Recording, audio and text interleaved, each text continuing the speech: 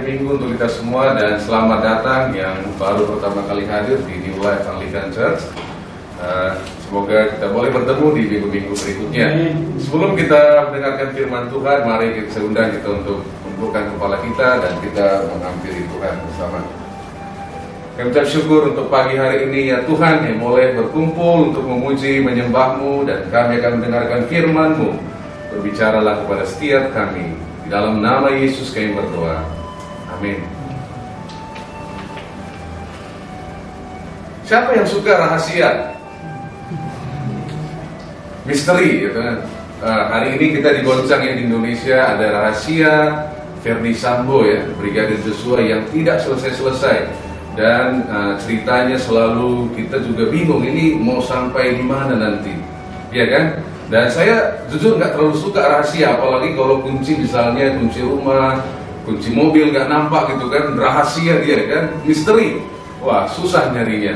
Nah, jadi hari ini kita akan belajar rahasia panggilan Allah. Rahasia di bahasa Inggrisnya dikatakan misteri.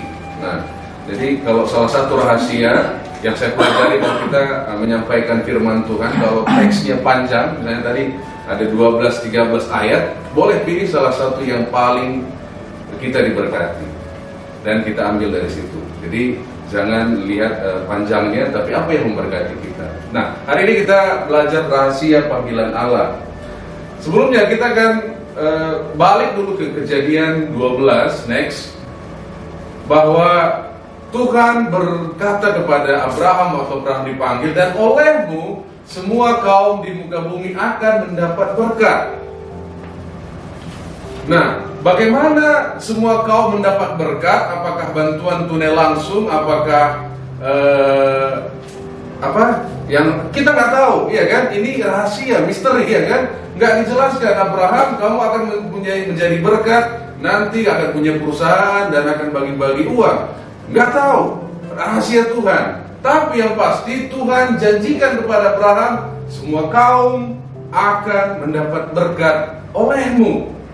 Bagaimana caranya? Ini rahasia Tuhan, misteri. Nah, misteri itulah, rahasia itu yang akan kita bahas. Saudara tertarik membahasnya pagi hari ini? Mendengarkan aja ya, amin ya. Amin. Nah, di zaman nabi-nabi besar, Yesaya, Yeremia, dan lain sebagainya, Yehezkiel, mereka memang menubuatkan Mesias akan datang. Tapi di perjanjian lama itu tidak pernah disebut ada gereja, apalagi disebut ada Protestan, nggak ada nubuatannya kan, dan lain sebagainya, nggak ada kata gereja. Dinubuatkan akan ada keselamatan, iya kan, dari keturunan Daud, benar ya, akan ada Mesias. Tapi tidak didetailkan siapa yang akan menjadi Mesias itu dan lain sebagainya. Bagaimana ceritanya, nggak ada detailnya. Dan di ayat 5 dan 6 sebelumnya, Rasul Paulus menulis kepada jemaat Efesus yang pada zaman angkatan-angkatan dahulu tidak diberitakan kepada anak-anak manusia, tetapi yang sekarang dinyatakan di dalam roh kepada rasul-rasul dan nabi-nabinya yang kudus, yaitu bahwa orang-orang bukan Yahudi karena berita Injil turut menjadi ahli waris dan anggota-anggota tubuh peserta dalam janji yang diberikan dalam Kristus Yesus. Dan saudara tahu bahwa orang Yahudi nggak marah kepada Paulus waktu dikatakan Yesus adalah Mesias. Mereka nggak marah, no problem. Mereka marah ketika Paulus berkata di dalam Yesus yang bukan Yahudi juga ada bagian. Mereka yang tadinya jauh menjadi dekat, yang tadinya tidak serta menjadi ikut serta, yang tadinya bukan ahli waris menjadi ahli waris, bahkan menjadi anggota tubuh Kristus. Ini yang menjadi masalah. Kenapa ini menjadi masalah? Karena orang Yahudi percaya mereka adalah bangsa pilihan, bahwa janji Tuhan itu diberikan kepada mereka.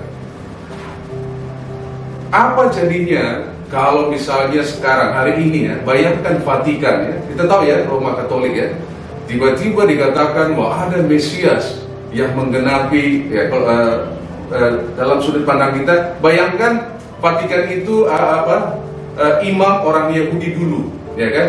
Karena dulu 30% orang Israel itu adalah imam. Satu imam besar, yang lainnya imam-imam. Ini institusi yang besar. Mereka percaya bahwa mereka adalah bangsa pilihan. Bayangkan seperti Vatikan hari ini, iya kan? Dan tiba-tiba dibilang bahwa dari Yesus semua bangsa lain, tidak hanya Yahudi, juga menjadi ahli waris. Orang Yahudi nggak senang, nggak terima. Oh, ini nggak bisa. Dan ini yang menjadi masalah. Kenapa? Karena rahasia Kristus ini tidak pernah diceritakan di Perjanjian Lama detailnya. Dan dikatakan bahwa bangsa-bangsa lain yang bukan orang Yahudi menjadi ahli waris. Next.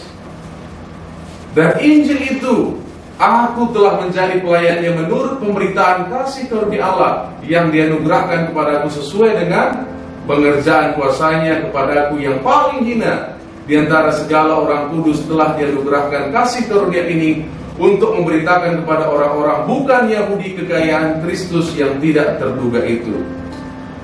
Jadi dulu sampai zamannya Yohanes Pembaptis yang dikatakan Yesus yang terbesar yang pernah ada, Yohanes Pembaptis tidak pernah menyingkapkan rahasia ini.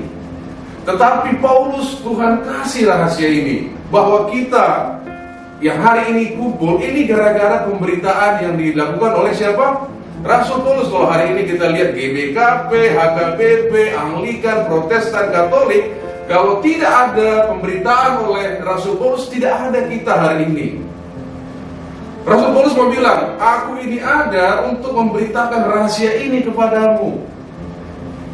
Dan ini rahasia yang besar. Kalau tidak diberitakan ini, kita hari ini tidak akan berkumpul. Kenapa? Karena ini pewahyuan yang diberikan Tuhan kepada Paulus. Dan pewahyuan yang begitu besar, bagaimana respon Paulus? Dikatakan bahwa aku menjadi pelayan menurut pemberian kasih karunia Tuhan. Nah, kalau saudara pegang rahasia yang besar, kira-kira bagaimana? Wah, kalau pegang rahasia saya, ya paling tidak kan, wah, dan macam-macam pastor, ya kan? Saya pegang rahasia pastor, gitu ya. Tapi dengan rendah hati dikatakan, kepadaku yang paling hina, memberitakan kepada orang-orang bukan Yahudi. Dan sehari ini gereja dipenuhi dengan orang-orang yang bukan Yahudi, saudara dan saya. Hari ini gereja di mana-mana karena pemberitaan oleh Paulus. Jadi kita berkumpul hari ini karena buah yang dia beritakan. Dan dia katakan apa? Aku yang paling hina. Kenapa? Karena Rasul Paulus juga tahu hukum Taurat jangan membunuh, dia ikut membunuh ya. Salah satunya Stefanus. Melanggar satu hukum Taurat berarti melanggar semuanya. Dia tahu dia juga nggak bisa. Tapi yang paling hina Tuhan berikan pelayanan ini untuk memberitakan kepada saudara dan saya kasih karunia Allah, menurut kasih karunia Allah.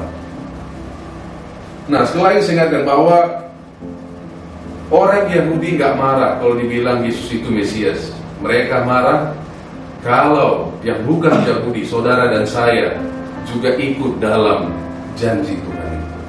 Itu yang membuat Paulus akhirnya dia apa?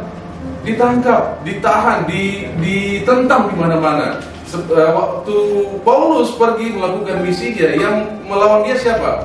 Orang-orang Yahudi. Dan next, ini yang dikatakan C.S. Lewis ya, pengarang Narnia. To be a Christian means to forgive the inexcusable, because God has forgiven the inexcusable in you. Kenapa Paulus bilang ini aku yang paling hina karena kasih karunia Tuhan? Karena Tuhan sudah mengampuni yang tidak terampuni di dalam diri kita. Sebagai orang Kristen, artinya Tuhan telah mengampuni yang tidak, kita harus mengampuni yang tidak terampuni. Sebab apa? Tuhan juga telah mengampuni yang tidak terampuni di dalam diri kita. Itu makanya Paulus bilang, wah ini karena kasih karunia Tuhan. Dia melihat dirinya, aku ini gak layak untuk diampuni. Next.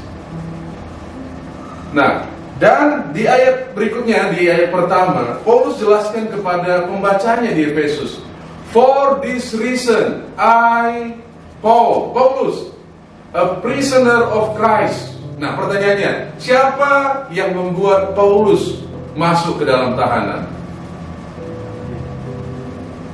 Tadi gara-gara ditentang oleh orang Yahudi. Dia banding beberapa kali, akhirnya dikirim ke Roma. Kaisar memutuskan untuk ditahan. Jadi sebenarnya dia tahanan Kristus atau tahanan Kaisar? Faktanya dia adalah tahanan Kaisar. Tapi Paulus bilang begini, saya ini tahanan Kristus. Apa yang ingin disampaikan oleh Paulus? Bahwa dalam pergumulanku yang berat sekalipun, Tuhan mengendalikan. Saya di sini bukan tahanan Kaisar, saya di sini adalah tahanan Kristus. Untuk siapa? Karena kamu, karena saudara dan saya, karena orang-orang yang bukan Yahudi. Nah, jadi jangan kalau itu rencana Tuhan, wah sepertinya semuanya bagus, enggak. Paulus dikatakan bahwa saya di sini menjadi tahanan Kristus. Dan ini mengingatkan saya, ingat ya waktu Yesus dibawa ke sidang bertemu dengan Pilatus. Ini agak-agak mirip dengan apa yang dikatakan oleh Paulus. Next. Perhatikan ini. Maka kata Pilatus kepadanya, tidakkah engkau mau bicara dengan aku? Tidakkah engkau tahu bahwa aku berkuasa untuk membebaskan engkau dan berkuasa juga untuk menyalibkan engkau? Kira-kira ini yang kita alami ya waktu kita kena masalah kan, kena nakal gitu kan, kena masalah, iya kan? Seperti ini yang kita rasakan kan? Sama seperti kata Pilatus ini, tidakkah engkau tahu aku bisa berkuasa untuk membebaskan engkau dan berkuasa juga untuk menyalibkan engkau? Dan kita mulai percaya, oh iya, saya memang rajin ke gereja, tapi masalah lebih berkuasa kepada saya daripada Tuhan, gitu kan? Oh iya, saya memang sudah setia, tapi kok ini yang terjadi? Dan kita percaya semua intimidasi oleh si jahat kepada kita. Dan apa yang dikatakan Yesus menjawab, engkau tidak mempunyai kuasa apapun terhadap aku, jikalau kuasa itu tidak diberikan kepadamu dari atas. Siapa yang mengendalikan hidup kita? Paulus dengan rahasia yang begitu besar Tuhan singkapkan kepadanya. Kita adalah buah dari pelayanannya. Dia bisa saja menggahkan diri, oh aku ini punya rahasia begini. Kalau kalian tidak mendengarkan gitu ya, tapi dengan rendah hati dan dalam keadaan tahanan, seharusnya dia hancur dong berkeping-keping, ya kan? Dia satu sisi dikaruniai rahasia Allah yang besar, di sisi lain dia bukan dapat karpet merah, dia ditahan. Seharusnya Paulus bilang apa? Oh nasib, ya kan? Paulus bilang apa? Aku ini tahanan Kristus. Artinya apa? Aku percaya bahwa dalam keadaanku ini Tuhan juga berkuasa atas diriku. Dan balik ke ayat 2 dan 3. Next.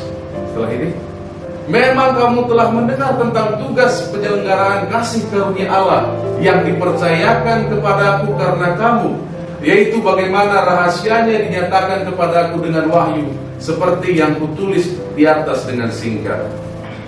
Paulus enggak gentar, malahan dikatakan aku dipercayakan kepada rahasia wahyu yang dinyatakan kepadaku. Jika aku bersukacita dengan keadaanku, maka hai penduduk Efesus, berbahagialah kalian dengan pergumulan kalian. Kenapa? Karena kita memiliki rahasia itu. Wajar kan orang Efesus juga bertanya-tanya kan, kalau kau punya rahasia yang besar, ya kenapa kamu ditahan? Benar nggak ini? Benar nggak kami ini akan diselamatkan oleh Tuhan? Wajar kan? Karena pemberitanya aja ditahan. Bagaimana nasib kami? Kira-kira begitu. Tapi Paulus mengajak, bukan ini semua seturut dengan rencana Tuhan di dalam hidup kita. Mungkin pagi hari ini kita juga merasa, siapa yang mengendalikan hidupku? Dengan pergumulan silih berganti kita tidak mengerti. Paulus katakan, saya ini tahanan Kristus. Dan dalam kesulitannya kita ada hari ini. Jadi jangan bayangkan, kadang-kadang kan kalau kita ada rahasia yang besar, kita pasti berpikir, wah ini nanti bagaimana ya diumumkan, konferensi persnya kira-kira semegah apa gitu kan? Enggak. Paulus dari dalam tahanan memberitakan kepada saudara dan saya. Dan kita ada hari ini karena apa yang diberitakan oleh Paulus kepada saudara dan saya.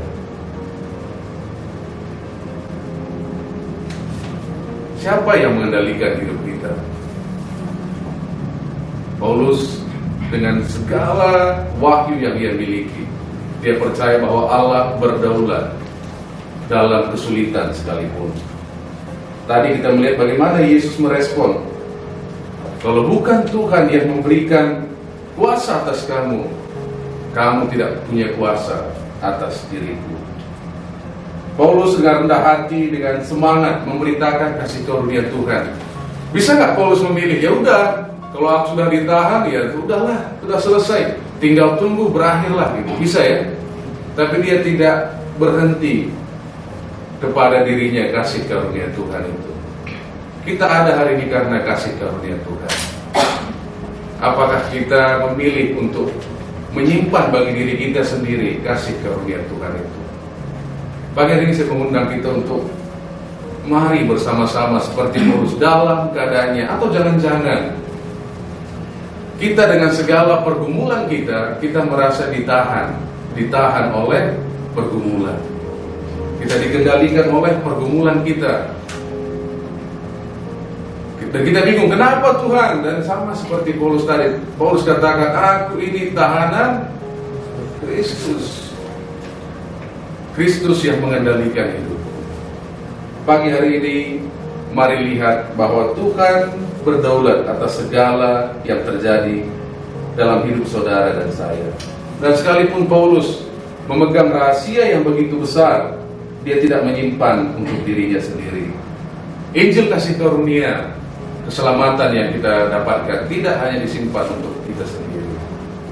Kiranya apa yang Paulus sampaikan menginspirasi saudara dan saya untuk menjadi pelayan-pelayan Kristus, pemberita kasih karunia dimanapun kita berada. Mari kita bersatu di dalam doa. Biarlah firman-Mu berbicara kepada setiap kami dalam nama Bapa, Putra, dan Roh Kudus. Amin.